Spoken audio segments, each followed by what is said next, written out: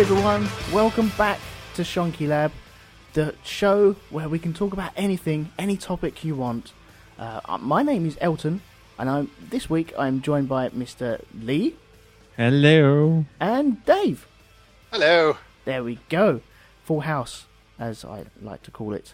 Am I getting some feedback? No, I'm not. Should be alright. Right, okay, so what are we here to talk about this week? We're here to talk about before the internet. We're all around before the internet, weren't we? We were. Alas, we were. Yeah, I remember back in my day. Yeah, Yeah, I feel it's going to be an hour and a half of just reminiscing. But That's what everyone wanted. It was down to a vote. It was either that or going to the cinema. I'm sure we could have all had cinema stories. Oh, not just going to the cinema, just buggering off to the cinema. Oh, no, not... Shit. I could have put that out. That would have worked at some point. Okay, fair enough. Sorry, carry on, Elton. No, fine. Yes, so before the internet, I have got a subtopic of what foods do you warm up? Strangely and bizarrely. And I'm also, this episode, for the people in the chat and also for the people, if anyone wants to Skype, which you can, you're more than welcome to. It's Elton McManus on the Skype, and I'll add you to the call. I'm giving away buildings as well. What? So if you want a building, it's yours. You just have to put it in the chat room or phone up for that. Can I put it forward that I'd like the gherkin, please? Would you like the gherkin already? Well, you know, if you're giving away... Is this some model thing? No, I'm giving away the real gherkin, so you can go up to the gherkin and... No, I am the king of the gherkin. I've heard that before. He's all about the gherkin. He loves it. I love me a gherkin. Right, so the gherkin is yours. Well done. If I had a sheet of paper, I'd actually write it down. Oh, for goodness sake. Maybe later on I will. Oh, dear. Cool. Excellent. That's a really good start already. We're off to a flyer. Yeah. I'd like this delivered. I'd like it wrapped up as well. Oh, no. It stays where it is.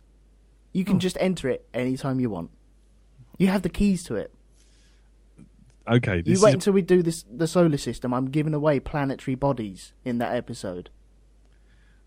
Pete. No, sorry, Pete. Who the fuck's Pete? Who am I talking? I'm cold. Chris Johnson's in the chat, and he's just said, "I want Blackpool Tower." He can have Blackpool Tower, sir. Blackpool Tower is yours. Fantastic. There we go, Dave. Would you like anything while I'm giving it away? Oh wow. I like Buckingham Palace. Think big. Yeah. It's ideally located for work. Why? Where do you work? Buckingham Palace. I work within walking distance of Buckingham Palace. Right. Glenn Southern has just said, "I want the Tower of London." There we go. It is his. It's yours, Glenn. There you go. Next time you're there, you can knock on the door and say, "No, I own this. It's fine. I can go in." And then you can just, if any of the guards want to question it, just send them here to the Shonky Lab. He said, "Awesome." We will be probably seeing him on the news very shortly, I imagine. Oh dear. I am taking the Blackheath Tea Hut for starters for me. What is it about the Blackheath Tea Hut that's so attractive to you? Well, I'm going for that, and also the play because I'm the boss. The one in NASA where they build all the rockets. Oh, you didn't say it was overseas as well? Oh no, it's any building. You said gherkin. You can't take it back now. Oh, yeah. Well, hold on. On behalf of... firstly, Doreen on the chat says, "Can I get the Mitchell Library in Glasgow?" And Glenn Southern, now listening to you, says, "Can we get 2?" And I'm going to ask the same thing. Can I have 2? No, you can't. No. No. Balls. No, you can't. He'd like the pub from The Deadliest Catch. Oh, bloody hell. And now he's very disappointed that you're not letting everyone have 2. Well, That's the rules. Them's the rules. Yes. Okay. I'm afraid it works like that. Well, see, you're losing listeners already. Oh. Hand you a fist now, Elton.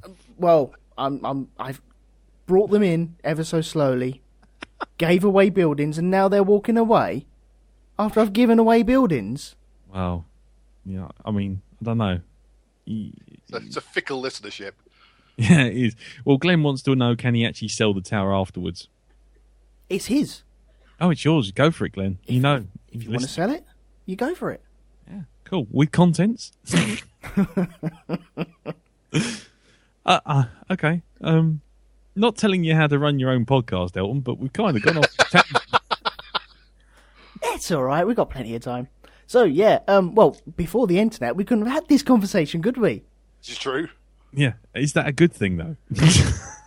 Some would say yes. Is it ironic that we're actually recording this on the internet with people listening to us on the internet, live on the Mixler, talking about talking about stuff that we did before the internet turned up? Yeah. And some of us are they're all over the place, aren't they? I mean, Chris is in Blackpool. Doreen is way up north, I think, Scotland way. And then Glenn, I think, I don't know if Glenn's still over there, but I think he's in Ireland at the moment. What globe trotting we do. Wow, we've almost reached the Atlantic. Oh, he's in Dublin. There you go. We almost reached the Atlantic Ocean.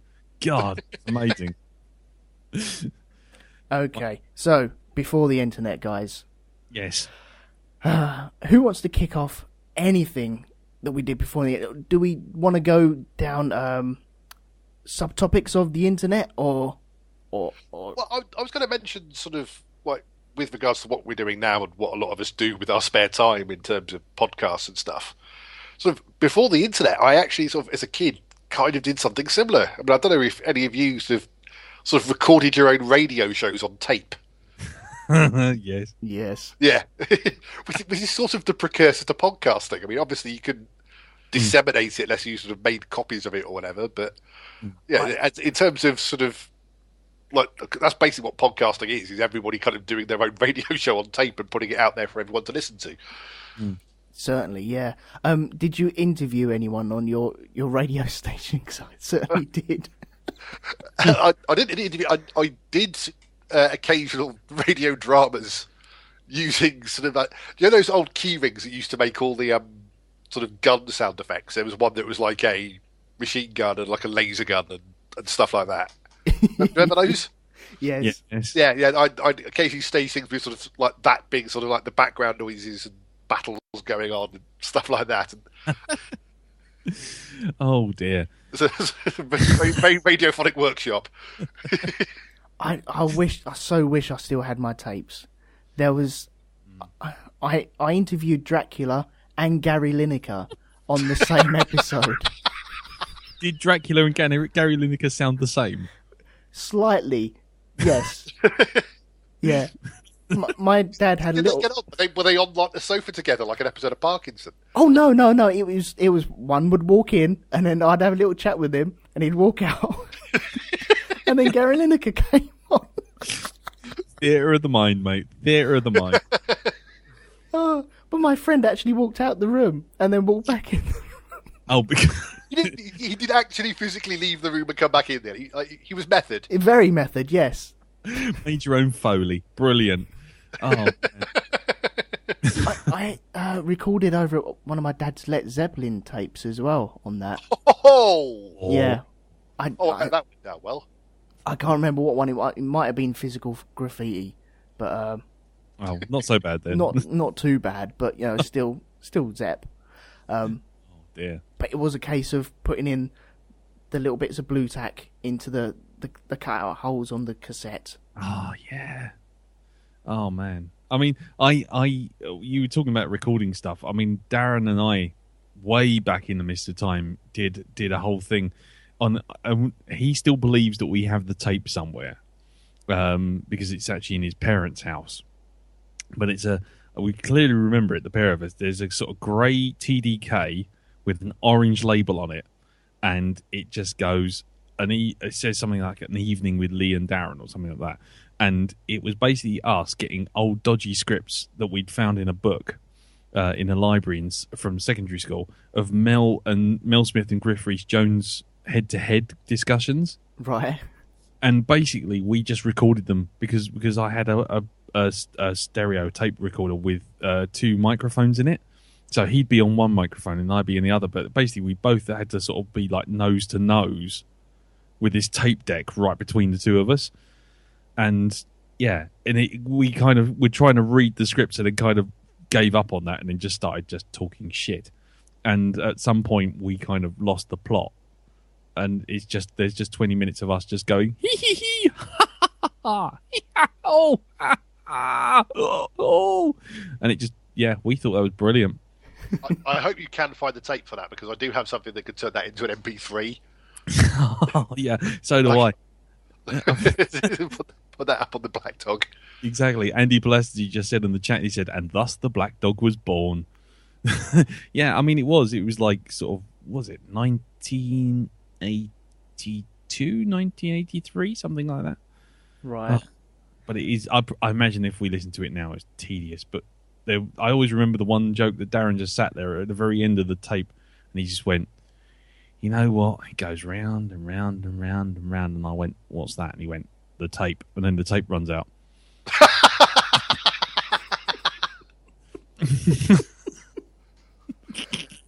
Oh, classic Barnard. Oh, yeah. See, we had the comedy chops even back then, or not. And then just making me feel old by going, wow, in 1982, I was 1. It's like, fuck off. Bloody fetus. Anyway. See, with these recordings, more than likely that was the first time we'd ever heard our own voices, which was kind of weird at the time. Now, I don't listen to us or me back once it's out in the open. That's it, it's gone. I've forgotten all about it. But then, I think when you were recording these sort of shows, it was a case of listen to it and, oh, I sound like that, do I? Oh, that's weird. And everyone had that sort of... When you first hear your own voice and it doesn't sound like it sounds in your head. Yeah. It's such a bizarre state of affairs, really. It is very odd, because it's kind of like you suddenly think, who's that? And then you realise it's yourself.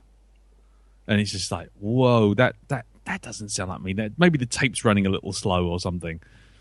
Because I always seem to sound, when I listen to myself back, you always seem to sound like I was going like, hello, I got me that. I like someone has stuck 2 fingers up my nose. You're about to tell me I sound like I've got 2 fingers stuck up my nose, aren't you? Anyway, the tapes.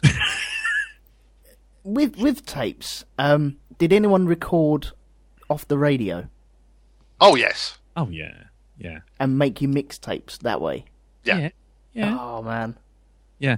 And you'd always try and cut it before the DJ came in, but there'd always be, your whole mixtape would be sort of like the music going da da da da da da, and then it'd be like the network chat.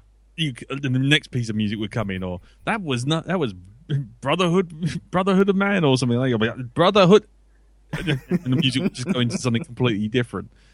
And Chris Johnson agrees. He says, "Oh yes, he used to record tapes." And one thing that has come up before the internet. People only had to go to cinema to see movie trailers. Oh. Okay, right, let's skip on to movies then, really quickly. It's come up, and Scott Matheson was saying, I used to love to go to the cinema early and have no idea what the trailers were going to be, and being surprised by them. And, on VHS rental tapes, as Andy pointed out. Yeah, it's a fair point. I remember seeing trailers in the cinema, but I never went to the cinema much. It might surprise you, but as a lad, I never really went much. And so I didn't really see any trailers. When I went to see Return of the Jedi, we walked in 5 minutes late, so we missed all the stuff on the Death Star, and we just walked in. It was me and my dad, and we were walking in. Pretty much as C-3PO and R2-D2 are walking towards Jabba's palace. And then you've got a silhouette of my dad and me walking down the cinema aisle. pretty much exactly the same as C-3PO and R2-D2. But yeah, we missed all the trailers. I don't really remember seeing the trailers. See, how we got our news of the movies and such, it was more a case of either catching it on Sky Movies, or if you was lucky, there would be a featurette on the chart show, or some other program would be showing an elongated trailer and maybe a chat with a couple of the actors in there. Yeah. Well, I mean, there was that show on ITV, sort of movies, games, and videos. Oh my That's an ITV show that used to sort of cover. They showed trailers and stuff on that. Oh man, whiplash from just my brain's just gone back so far in time. Yeah, and occasionally you get to stay up late and watch like film whatever it was with Barry Norman, and they'd show like the occasional trailer on that as well.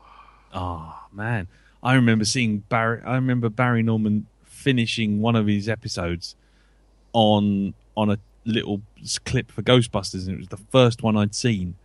Yeah, and it was the whole thing with them all shooting up the trolley in the hotel, and he goes, "Oh, sorry, we thought you were someone else," and that's where it ended.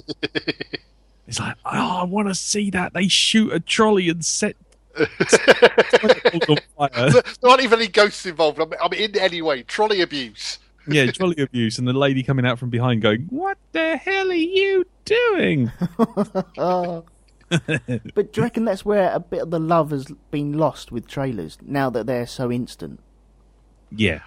Well, I think it's part of that, and part of that because the internet can now create buzz around trailers. You can have the pre-trailer and the pre-trailer and the flick book for the pre-trailer. Yeah. Yeah. Use it to build, and they use it to build anticipation and buzz and stuff. And whereas sort of back then, because the trailer would only ever be seen in a movie theater or in like on the videos and that was like the one shot you had the trailer, which is why I think in many ways they kind of got trailers more right back then because they only got one bite of the cherry. Mm-hmm. Now, if a trailer gets a bad reception, they can recut it and do it as like the international trailer or something, or they could do sort of the Red Band trailer and the PG trailer. They can sort of, because they're going to get viewed online, they can actually tailor it. Whereas sort of like back then, you only got one shot to get your trailer out there. Yeah, yeah. And some of those trailers, when you weren't ready for them, you used to get so nervous when you were sitting in the cinema. It all went dark, and then you just hear some music, and you'd be thinking, "Hold on, what's that?" And I get really, really nervous. And I always remember they never really rated the trailers for the presentation.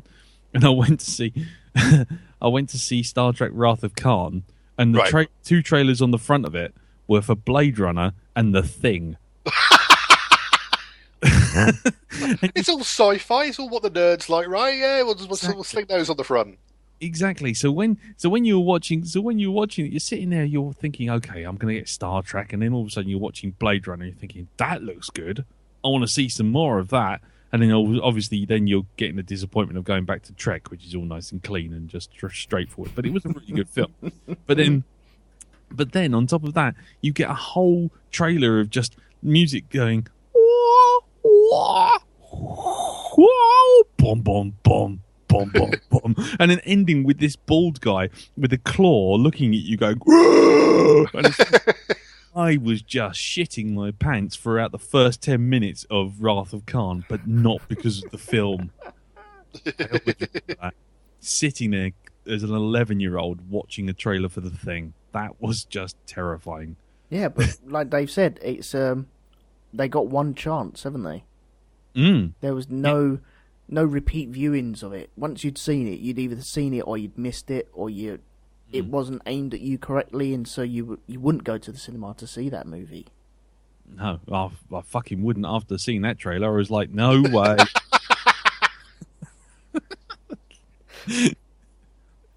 And if you didn't actually see the movie at the cinema, then you had to wait, maybe a year before it came out on VHS? Yeah, at least. Yeah. And then you had to pre-book it at Blockbusters. Pre-booking VHS tapes. Yeah, assuming you got a Blockbuster, so didn't just sort of rent it down the local shop, which was just Yeah, yeah. Going into your local spa and going, have you got this? Have you got the latest Fellini film?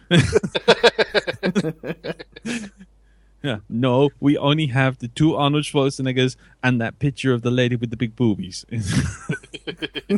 She's on roller skates. What more do you want? Right, we've got someone just joined us. Mm? Hey up, Marlon.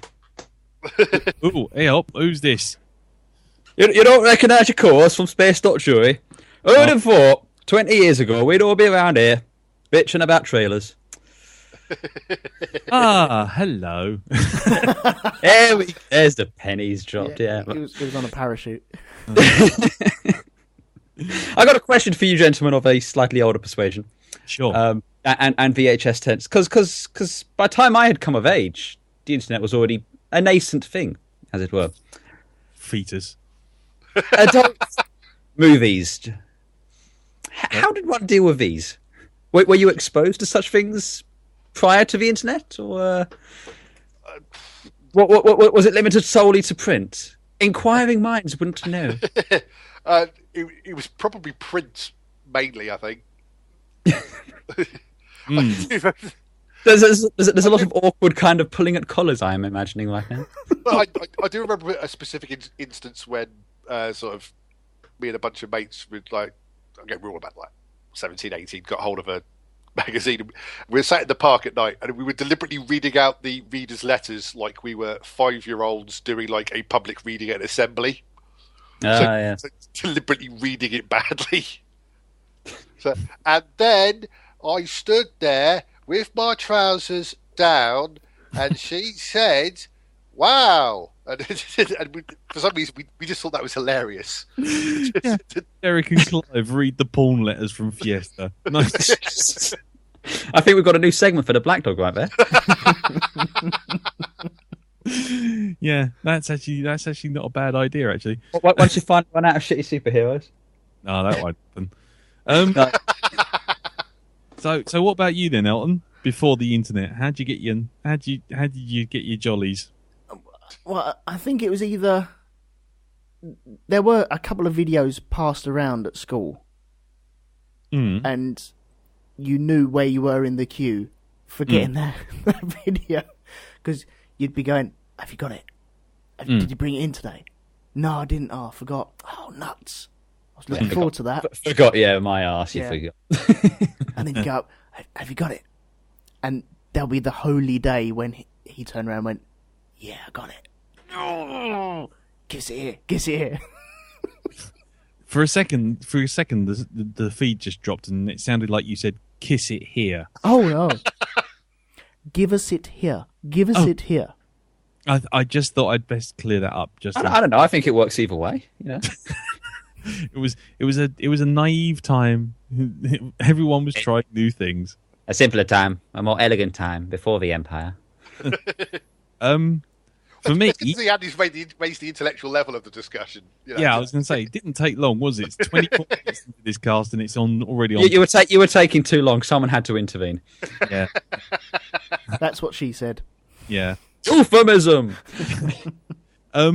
For me, my first dalliance with such things was there was an alleyway round the back of my parents' house. I'm just going to stop you now. Anything involving alleyways, no. It's just when he threw out the old what the butler saw machines. Exactly. It wasn't far off. Just leaves us staring at a letterbox, turning a handle around.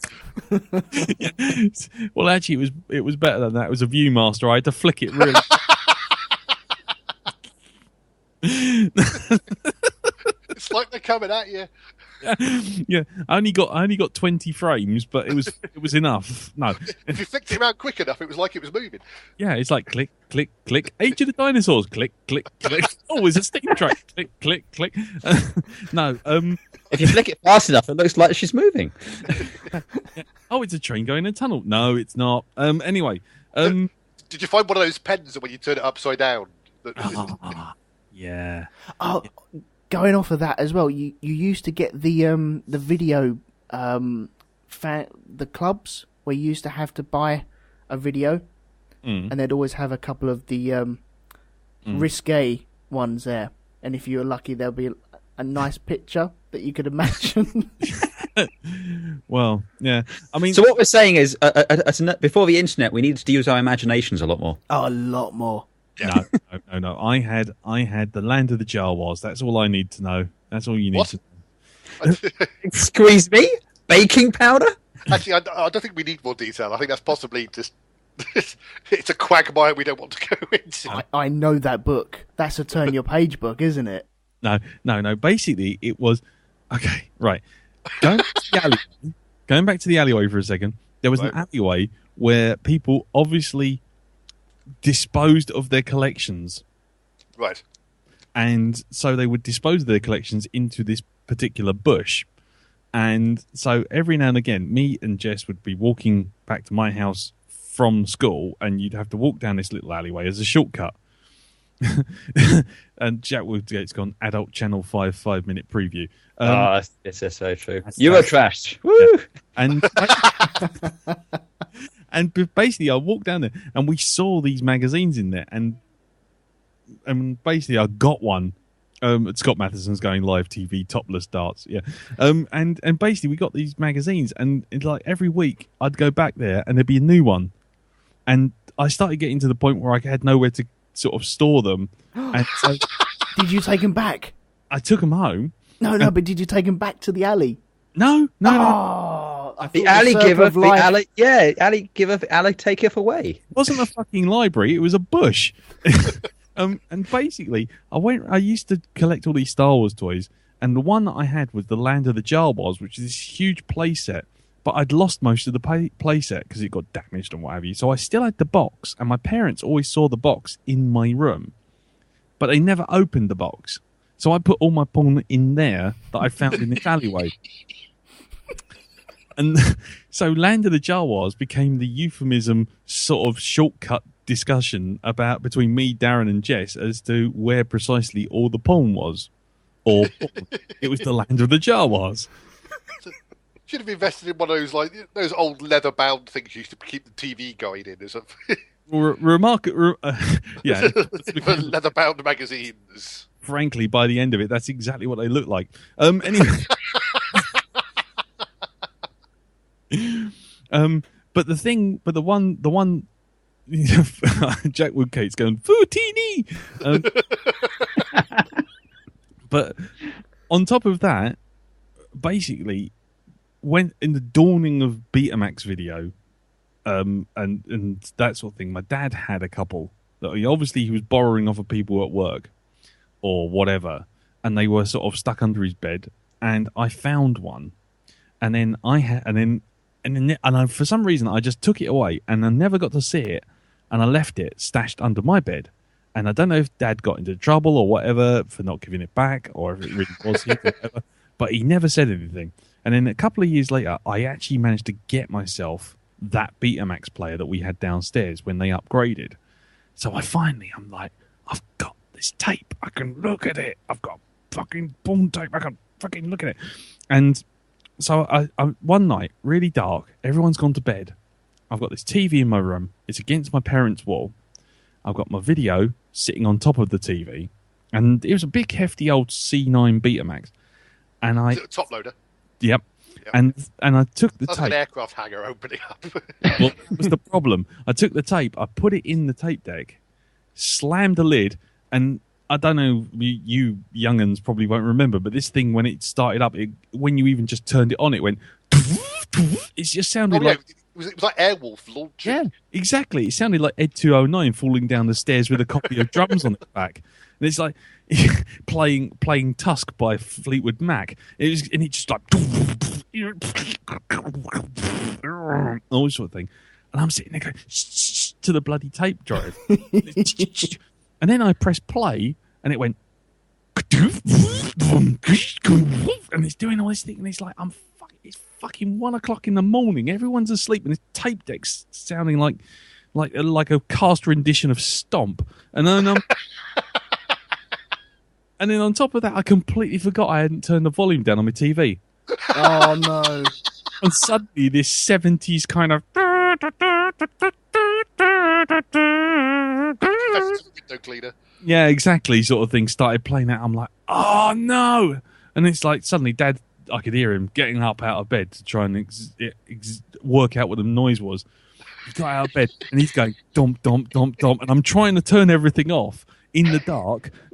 And as I'm doing that, I'm still trying to turn everything off. I turned the telly off. He opened the door and he went, "What's going on?" I said, "Nothing." And meanwhile, the tape's still going. And he's like, "What the fuck is that?" And I'm like, "Nothing. It's the tape deck." You're like, I'm just rewinding before I return to the rental. Exactly. Yeah, unfortunately, he had to burn down his house and his parents that evening. Yeah. So anyway, Chris Johnson said he found his uncle's copy of Animal Farm. Oh, I just I don't believe you, Chris. I swear that thing was a myth. yeah. Everyone knew somebody at school who'd seen Animal Farm. And also, he had the Littlewoods catalogue. That was good. Couldn't go wrong with the Littlewoods catalogue. If you really wanted to push their boat out, you sort of go shopping with your mum and you get her to get the catalogue for the M&S. Never went down that alley. No. No. There you go. I know about the catalogue, but that was it. I was always looking for toys in my bedroom. I suppose it could have been worse. You could have kept it in Jabba's palace. yeah. Why is it this catalogue always falls open on page 45? I just open it. It's like the spine's broken on page 45. Oh dear. Andy, while we got you on, yes. would you like a building? Ooh, can I have any building I want? Yeah. Yeah, I'll have a building. I'll have the vehicle assembly building in Florida. Oh, I knew it. You can't have that. He's Elton's already got that. Has he? Yeah. I was dancing around trying to get Flash Player to work when you guys started, so I didn't hear any of it first. I'll let you have that one. I'll tell you what. I'll go back to having one. You can have that. Wait, so he's having two, is he? I mean, that seems a bit greedy, if you ask me. What? The boss? Hello? Oh well, all right. Yeah, I suppose. Yeah. Okay. And are there any foods that you warm up? By the way. What foods that you warm up? Yeah. What foods do you warm up? Chinese takeaways. Ooh. I mean, you can do it cold. Yeah, don't get me wrong, but not the same day though. No, not the same day. But Chinese takeaway the next morning, you heat it up. Pizza you have cold. Oh, you're history's greatest monster. That's just wrong. I'm with Andy on cold pizza. Yeah. Cold Domino's pizza. Oh, please. Yep, morning after. Yep, absolutely. The food of kings. You two disgust me. I'm afraid I disgust you as well. I've taken porn out of a bush, and you still.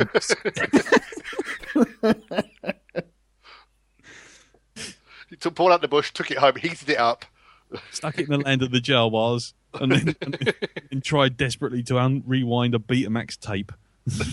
Well, I was only asking about this. What foods you warm up? Because at the weekend I had a pork pie. Yeah. And it was freezing. It was one of them more lunch times where all the windows were open in the front room. I was sat down, I was eating that, and everything was cold.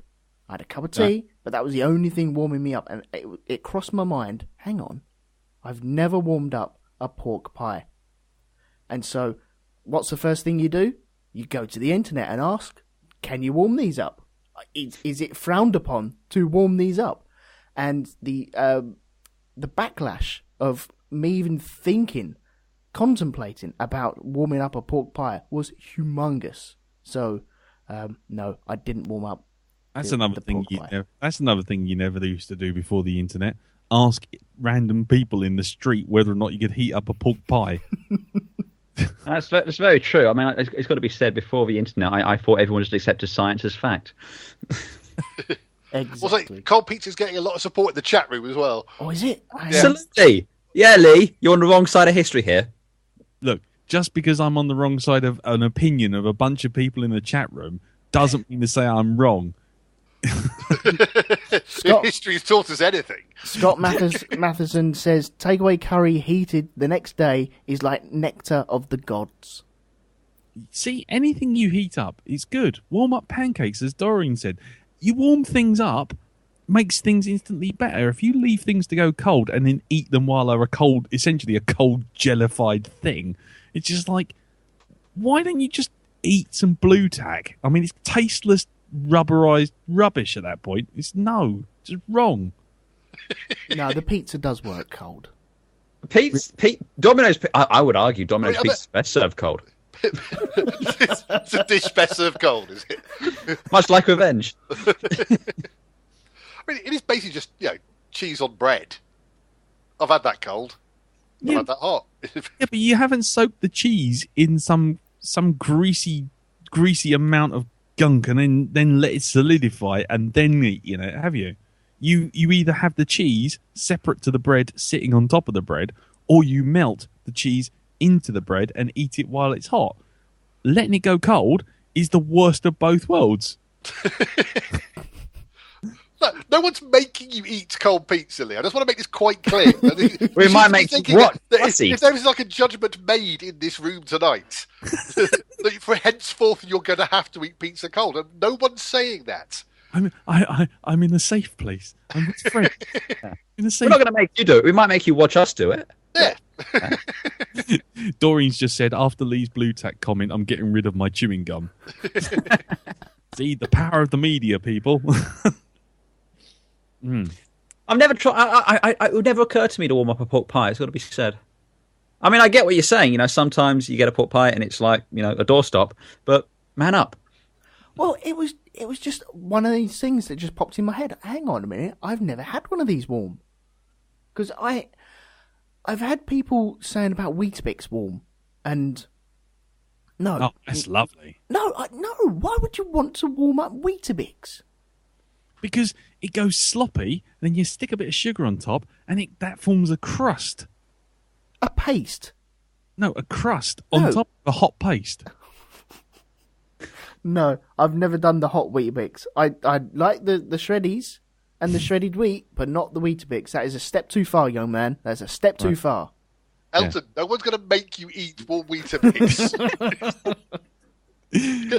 No one's committing anyone to anything here. Yeah. No one is going to stone anyone until I blow this whistle. Back on the chat, Glenn Southern's come back in saying, I vaguely remember something called Debbie Does Dallas from an early 80s VHS. I was reminded last year when my US buddy told me he had the license to make triple D figures. No, presumably Debbie Does Dallas figures. And any sentence which starts with "I vaguely remember" sounds awfully suspicious in that I'm far too well informed about this subject. Yeah. I'm asking for a friend. Yes. and for some reason, Scott Matheson has cheese on his nan. Pardon? Well, I think he means his naan. Yeah, I know. He missed out the extra A, but it says nan. So I said, has he got a nan made up? I just melted cheese on a nan. And he's finished that sentence with nom nom nom as well. Oh, dear. Darren Diamond to the stage. Darren Diamond to the stage. Oh, dear. Oh, dear. There you go. It's all kicking off in the chat room. Just said, my stepdad's the worst for that. When he heats up Weetabix, he does it by pouring hot water over them. Oh, that's just wrong. That's no wonder he's your stepdad. I mean, God, I wouldn't own up to it. That's just wrong. Hot water? That's like, again, that's the worst of both worlds. That's like tastelessness on tastelessness, but hot. You might as well just eat wallpaper paste. That's just... One day he woke up and he was trying to make a cup of tea and Weetabix, and he accidentally poured the kettle onto the Weetabix, didn't he? That's how that was discovered. Oh, he puts cold milk on them first. Oh, so the hot water is just to bulk it out. Oh, so he's thinning out the milk. Yeah, just use skim milk, which is milk lying about being milk. Yeah, that's true. Fake milk. Fake it milk. Is. Filch. Hang on. Filk? No. We're getting dangerously close to Felch, and I didn't know anything about that until the internet. It answers all the questions you really didn't want to ask. Anyway, there you go. Yeah, I'll tell you something I saw in the chat earlier. Someone brought up, just going back to what the internet's good for. Do we remember Encyclopedia Britannica? Yeah, I had one that was the size of the house. in like 700 volumes. When I was a kid, it was my goal in life to own the Encyclopedia Britannica. Evidently, that's redundant now, and I've been wandering aimlessly ever since. In Carter. Always go in Carter. Yeah, I was going to say in Carter. Remember, It came on a disc, didn't it? one of my mates got his first computer and little video files of Patrick Stewart popping up and in Carter explaining how to use it and stuff. Oh, nice. Yeah. Hello, I'm Patrick Stewart, and I'd like to show you how to use your Encarta disc. But if you don't know how to put the disc in, you're a fucking moron, and get an Encyclopedia Britannica and look up CD drives. Encarta 95. Oh, what a year for computing 95 was, eh? God. Yes, I You got remember. all those really shitty videos from Microsoft. There was the one for the Microsoft Network, and there was a Friends one or something, wasn't there? No, it was a Happy Days one. No, there's a Friends one with Matthew Perry and Jennifer Okay. Aniston tell you how to use it. Windows 95. Yes. I saw somebody post it on Twitter a while back saying it's like the most 90s artifact ever. Phil Bellamy wants to know if you can warm up a Scotch egg. How about no? Oh! Suddenly that's wrong, is it? Oh dear, I don't understand you people anymore. I don't do eggs, so no, thank you. That just makes it smell more. Why would you want that? You've had enough. Anyway, French guy. I was going to give it a try, so let us know if you survive. Yeah, report back. Yeah, from A&E. Oh dear. Oh, Martin Thompson wants to know if it's going to go runny. I think it'll just turn into concrete. Actually, It'll just explode. I was going to say, it could be like putting a hand grenade in a microwave. What is he asking about? The egg or something else? Scotch eggs. Scotch egg. Oh, okay. Though, if you just read Martin Thompson's post, he goes, "Yep, Encarta 95 and Windows 95. Will it go runny?" Drops mic, walks off. Yeah, exactly. Chris Johnson's partner deep fries Scotch eggs. You people are all freaks. That's it. I'm leaving. I'm out of here.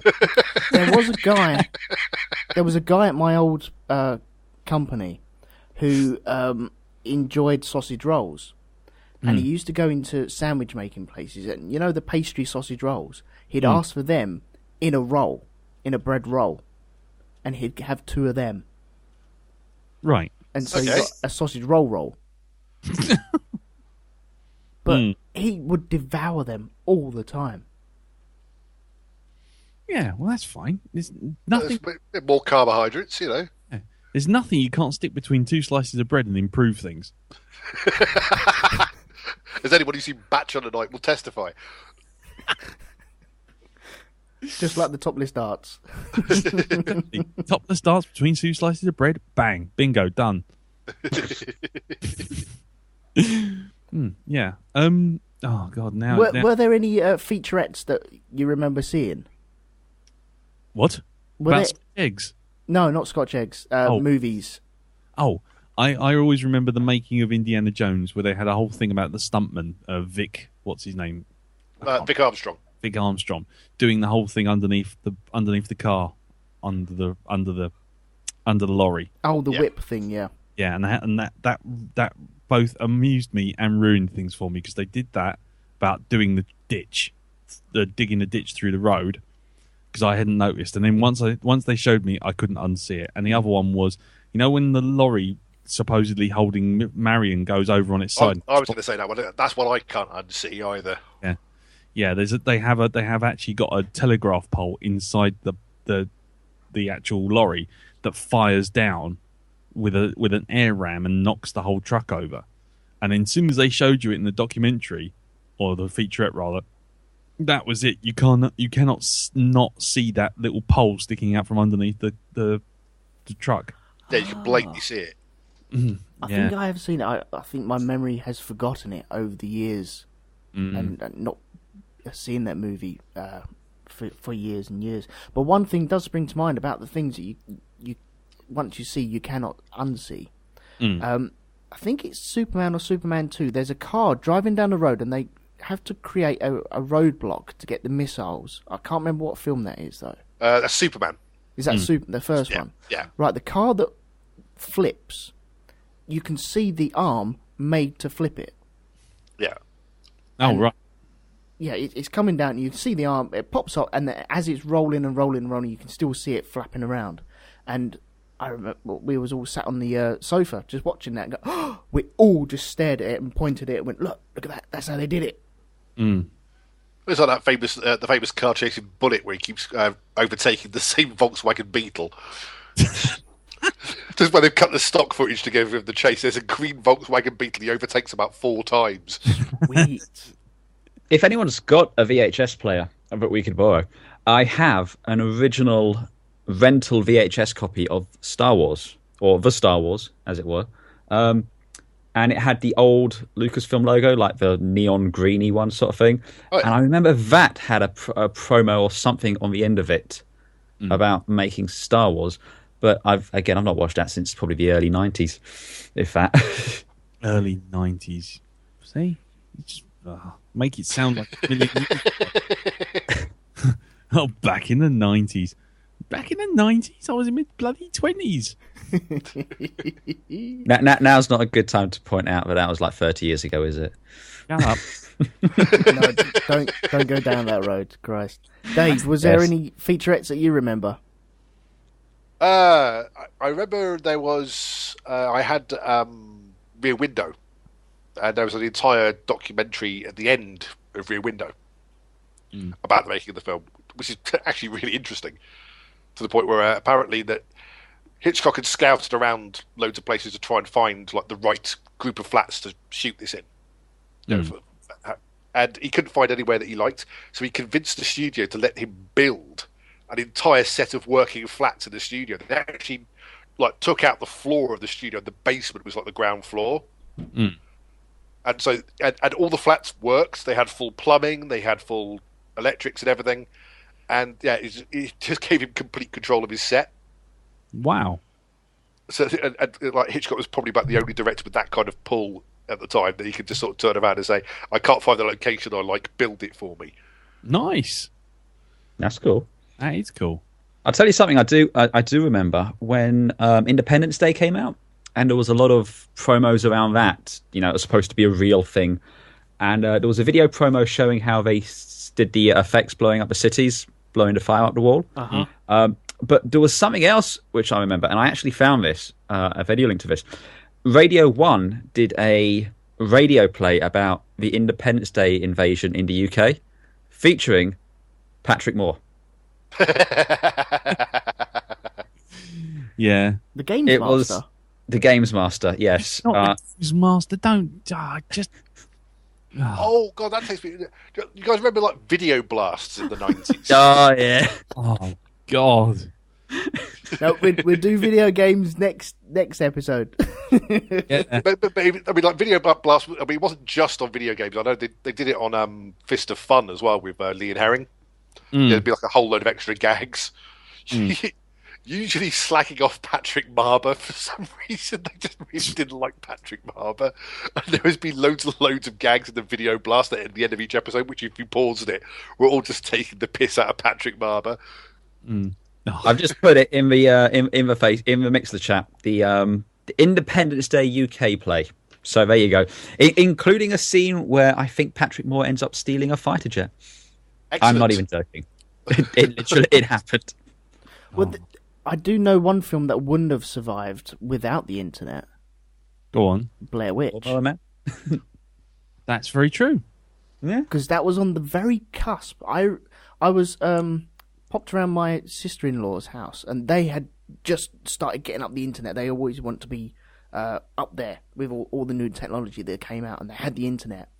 And there was this buzz about this film coming out, and people weren't too sure whether it was true or not, whether this found footage was found underneath the foundations of the building, and it was all very creepy. And because the internet was new, there was no other way of talking to other people about it. It was just the information you got was the truth, and people considered it the truth because it was on the internet, and this internet was shiny and new, and nobody had damaged it just yet. Everything on the internet must be true, yes.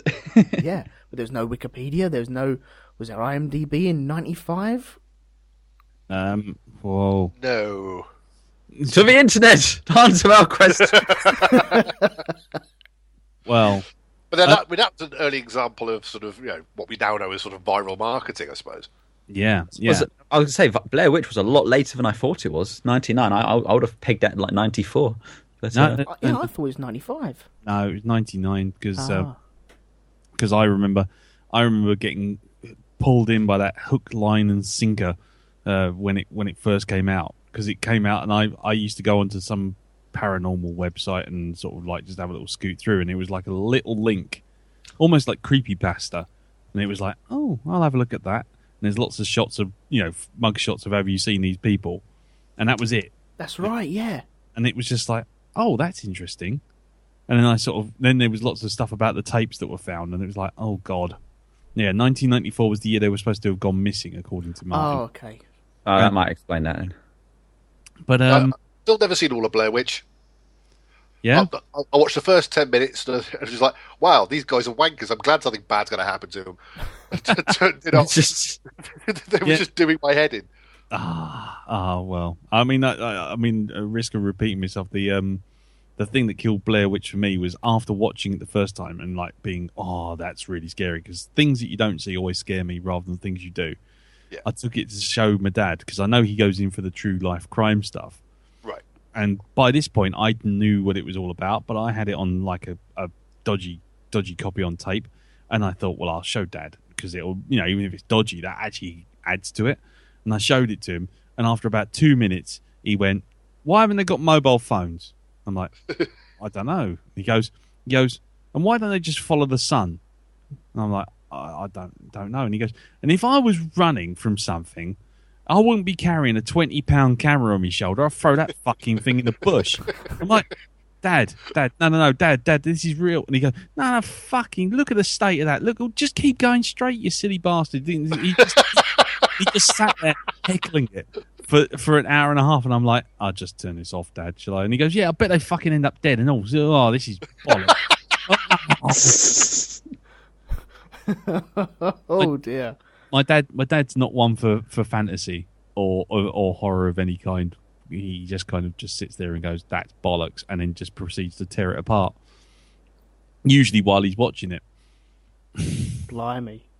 See, my dad's a nightmare to watch films with, because especially like something like comedies, because he'll say the funny line 2 seconds before the line comes on. That's ruined the timing of the gag. Watching Young Frankenstein with that man was a fucking nightmare. Mm. Like, yeah, I'm trying to, like, when they're on the car, and the howling, and like, my dad's just like, werewolf. Then Marty Feldman sort of says it. He's like, what? No, shut up. I take both of those over what I've got stuck with. My dad thinks films like The Core are good. That's a mic drop right there. You should just give him a ticket to go to the cinema with Elton.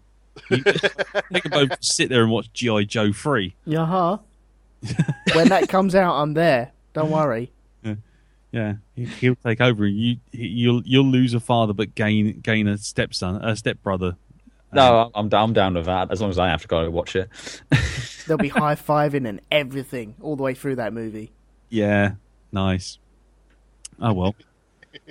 Just a shame that Roadblock doesn't rhyme his words. What a bastard. He should rhyme. Roadblock should rhyme. But, you don't care about this, do you? You don't care about that. I couldn't give less of a shit if I tried. And he's really trying. Yeah, I was going to say, it's ironic because he's sat on the toilet right now. In my onesie. With a copy of the Land of the Jawas sat at my desk. I swear there's a book of Land of the Jawas as well. I swear there is not a choose your own adventure. You know the books where you had to turn the page, where you hear R2D2 beep like this. Yeah. It's one of them. Right, I'm googling Land of the Jawas. Well, we've only got 5 minutes left. Yep. On the old Mixler. I had a Tron book like that. It came with like a little single. Oh, right. It was on vinyl. I read the story out. I was obsessed with that. I'd seen Tron, like the film, on VHS on Betamax. My dad had rented it. And that was the reason I wanted to be a computer programmer at age 6, because I thought it was like Tron. You were going to get digitized and sucked into the. Well, I thought computer programming involved in just sort of politely asking the computer to do stuff.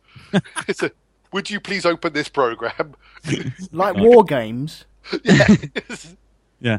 And I was 6. No, I'm there with you. I wanted a modem like war games. Oh yes, when you stuck the phone in the like the head of the phone in that sort of dial-up thing. So you had to stick the phone receiver into that big kind of socket thing to actually use anything online. Yeah. Yeah, I'm really. It's really taking me back the pictures that are being put on the chat for Land of the Jawas. Hands where we can see them. Hands where we can see them.